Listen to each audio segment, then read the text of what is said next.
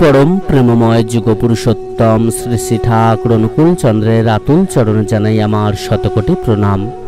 जय गुरु सकल इष्ट प्राण दादा मायरा।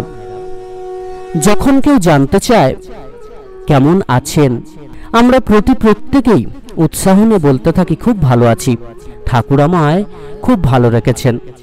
किन्तु परवर्ती जखन प्रश्न आसे जे बाड़ीर आर सकले केमन आछे तखन किन्तु आमरा उत्तर देওয়ার समय सेई उत्साह निये आर उत्तर दिते पारि ना। उत्साहेर मात्रा किन्तु कमे जाय। आत्मविश्वास निये बोलते पारि ना सबाई खूब भालो आछे, आमी तादेर खूब भालो रेखेछि। यदि आमरा एकान्ते बसे एई कथाटी एकबार भाबी ताहले किन्तु चमके जाब।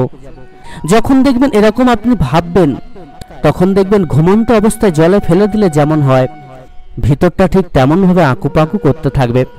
सत्यि तो सबाइके केमन रेखेछि आमी प्रश्नटा तो एकटुखानी नय, बिराट विश्व संसार छेये दाड़िपाल्ला हाते निये दाड़िये आछे।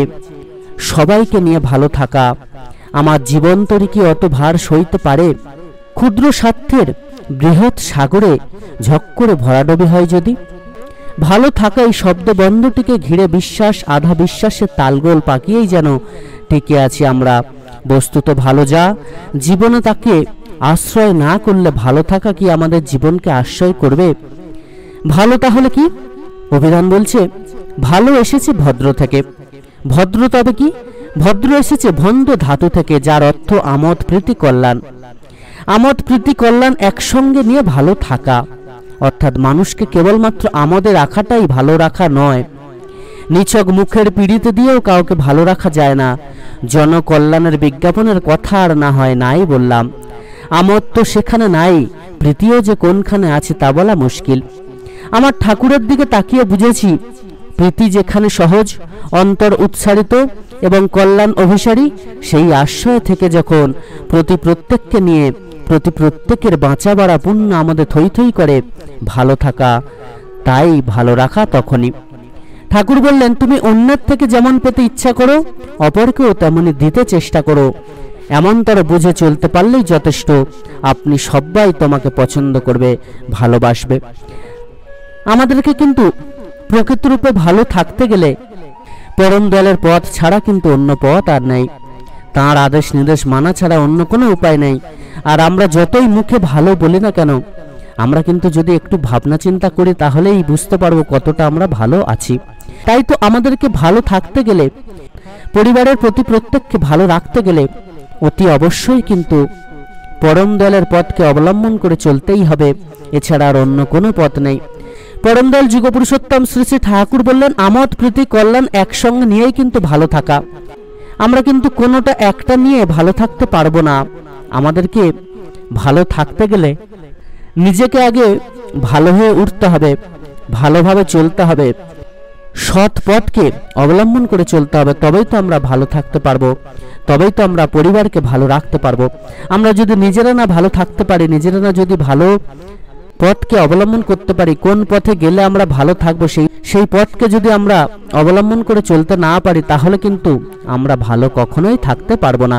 শুধুমাত্র আমোদ প্রমোদ করে যাব, যা ইচ্ছা তাই করব, তাতে আমরা ভালো থাকবো, তাতে কিন্তু কখনো ভালো থাকা হয় না।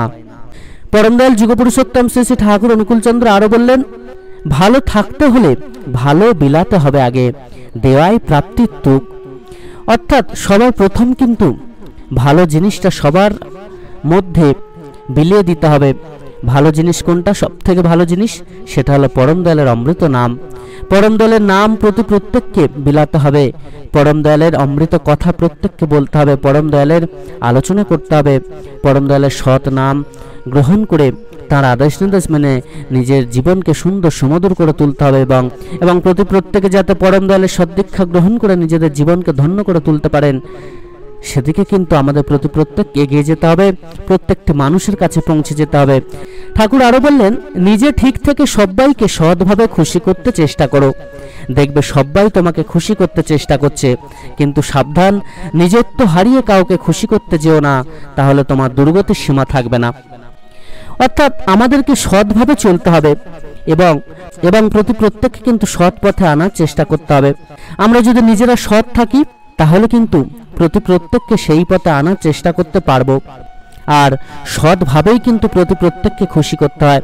অনেকে তোষামত করে মানুষের কাছে কিছু পাওয়ার আশায় তাকে খুশি করার চেষ্টা করে, এটা কিন্তু কখনোই উচিত নয়। আবার অনেকে আছেন যারা কিন্তু নিজেত্ব হারিয়ে অপরকে খুশি করার চেষ্টা করে, এটাও কিন্তু করা উচিত নয়। সৎভাবে খুশি করতে গেলেই নিজেকে আগে সংযুক্ত করতে হবে। সৎ পুরুষ যিনি তাতে সেই তিনিই আমার গুরু, আমার পরমারাধ্য আচার্য, যাঁর মূর্ত বিগ্রহ আমার প্রাণেশ্বর। তাতে নিবিষ্টতাই হলো নিজত্বকে জানার একমাত্র পন্থা। সেই নিজত্ব হারিয়ে কাউকে খুশি করতে যাওয়ার অর্থই হলো বৃত্তি অভিমুখীনতা, দুর্গতিকে সাদরে আলিঙ্গন করা। আমার ঠাকুরত্বই যে আমার প্রকৃত নিজত্ব, এই ধ্যান হারালেই সাধন ভঙ্গ। তাই তার প্রতি অস্থলিত অনুরাগই আমার ভালো থাকা এবং আমাকে ঘিরে থাকা আর সবাইকে ভালো রাখার প্রধান নিয়ন্তা। তাই তো পরম দয়ালের সদ্দীক্ষা গ্রহণ করে তাঁর চরণে নিজেদেরকে উন্মুক্ত করে পরম দয়ালের প্রত্যেকটা কথাকে মেনে নিজেদেরকে ভালো রাখতে হয়। আর যখন আমরা পরম দয়ালের প্রত্যেকটা কথাকে মেনে চলব, তখনই কিন্তু আমরা প্রতি প্রত্যেককে বলতে পারবো যে আমরা ভালো আছি এবং পরিবারকে ভালো রেখেছি। ঠাকুর আমাদের জীবনটাকে ভিতর বাইরে এতটাই বড় করে তুলেছেন, তার যেন শেষ নেই। তিনি যেমন অনন্ত আমাদের অস্তিত্বের পরিধিটিকেও যেন সেই অসীমে পরিব্যাপ্ত করতে চান, যেখানে ক্ষুদ্রত্বের চিহ্নও থাকবে না। সকল ইষ্টপ্রাণ দাদা মায়েরা, প্রতি প্রত্যেকেই কিন্তু পরম দয়ালের সদ্দীক্ষা গ্রহণ করে চলুন, জীবন পথে এগিয়ে চলি এবং প্রতি প্রত্যেককে ভালো রাখার চেষ্টা করি। সৎ পথে চলে সৎ কর্মের মধ্য দিয়ে নিজেদের জীবনকে সুন্দর সুমধুর করে তোলার চেষ্টা করি। প্রতি প্রত্যেকে খুব ভালো থাকবেন। পরম দয়াল আপনাদের প্রতি প্রত্যেকের মঙ্গল করুন। জয় গুরু বন্দে পুরুষোত্তমম।